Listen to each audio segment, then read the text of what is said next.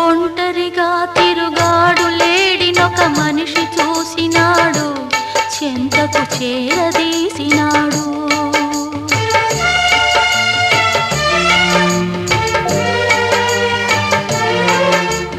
అభమో శుభమో తెలియని లేడి అతనిని నమ్మింది, తన హృదయం పరిచింది. ఆ తరువాతే